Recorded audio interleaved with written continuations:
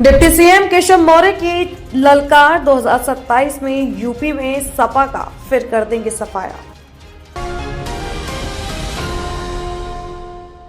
आज बदायूं में प्रदेश के डिप्टी सीएम केशव प्रसाद मौर्य ने कहा कि 2024 के लोकसभा चुनाव के बाद समाजवादी पार्टी 37 सीटें जीत कर आई थी, जिस कारण वे अहंकार के आकाश पर पहुंच गए थे और उन्हें गलतफहमी हो गई थी और वे 2027 में सरकार बनाने के बड़े बड़े दावे करने लगे थे। लेकिन जैसे ही उसके बाद महाराष्ट्र, हरियाणा, दिल्ली और बिहार के चुनाव में भाजपा गठबंधन की लगातार जीत ने उनके हौसलों को पस्त कर दिया है। बिहार में प्रचार के दौरान अखिलेश यादव ने अवध की तरह मगध पर भी जीत का दम दिखाया था, लेकिन जनता ने उनके हौसलों को पस्त कर दिया और उसके गठबंधन को अब तक की सबसे करारी हार झेलनी पड़ी। अखिलेश पर हमला बोलते हुए उन्होंने कहा कि सपा का पीडीए फर्जी है और इनके पीडीए का मतलब परिवार डेवलपमेंट एजेंसी है और ये सिर्फ अपने परिवार का ही विकास करना चाहते हैं, जबकि भाजपा सबका साथ सबका विकास नीति के साथ चलती है। 2047 तक न देश में कांग्रेस आने वाली है और न ही उत्तर प्रदेश में सपा की। 2047 तक देश व प्रदेश भी विकसित देशों की श्रेणी में आ जाएगा। एसआईआर पर उन्होंने कहा कि यह निर्वाचन आयोग की प्रक्रिया है और मतदाता शुद्धिकरण कार्य किया जाना बहुत ही आवश्यक होता है। उन्होंने कहा कि वर्तमान भी भारत का है और भविष्य भी भारत का ही होगा। मदनी के बयान पर उन्होंने कहा कि यदि भारत में रहकर कोई भारत माता की जय नहीं बोलेगा तो किसकी जय बोलेगा। यानी कि चुनाव संबंधी चीजों को लेकर चर्चा हुई, इसके पहले वंदे मातरम को लेकर चर्चा हुई। कांग्रेस पार्टी ने तमाम सवाल खड़े किए भाजपा नेताओं पर और उनका आरोप यह है कि भारतीय जनता पार्टी जो है वंदे मातरम की तो बात करती है, लेकिन उनका इतिहास जो अगर आप देखेंगे तो उनका इतिहास आजादी में कुछ भी नहीं है। देखिए, वंदे मातरम एक मैं कहूँ कि राष्ट्रीय महामंत्र है। वंदे मातरम का गान हुआ तो अंग्रेज देश छोड़ करके चले आए। अब वंदे मातरम की गूंज हो रही है, भारत विकसित बढ़ रहा है, गरीब अमीर बढ़ रहा है, जीवन खुशहाल हो रहा है। बदहाली की शिकायत कांग्रेस पार्टी और इंडी गठबंधन के लोग हैं वो बदलाए हुए। वो वंदे मातरम के 185वीं वर्षगांठ पर संसद में चर्चा नहीं चाहती। वो हो हल्ला जेला करते हैं।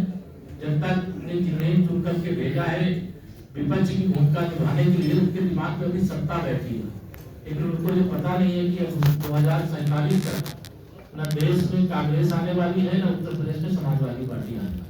असद मदनी लगातार ये कहते चले आ रहे हैं, असद मदनी लगातार ये कहते चले आ रहे हैं, मर जाऊंगा वंदे मातरम नहीं बोलूंगा। तो सर ऐसे लोगों के बारे में आप क्या कहते हैं? के बारे में जनता फैसला कर देती है, सब बयान देते हैं, आप जैसे मित्रों से सवाल पूछवा देते, चर्चा में आ जाते हैं।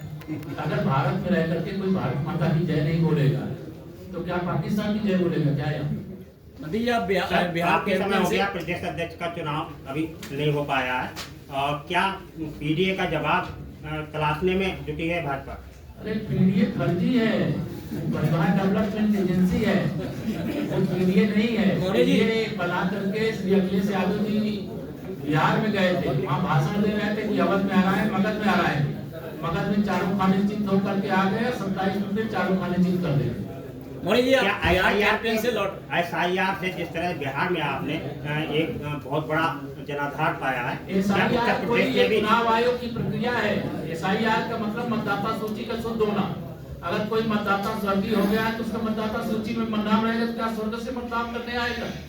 किसी मतदाता का नाम एक से अधिक स्थान पे क्या सब जगह वोट डालेगा?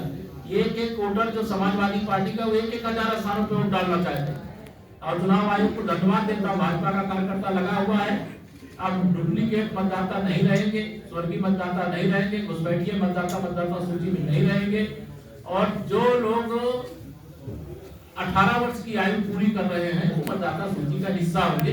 इसलिए भारतीय जनता पार्टी राजनीतिक दल के नाते अपनी जिम्मेदारी निभा रही है। सर, आप बिहार कैंपेन से लौट रहे थे, एयरपोर्ट पे अखिलेश यादव जी से मुलाकात हुई, तस्वीरें वायरल हुई, बड़ा मुस्कुरा के बात हुई।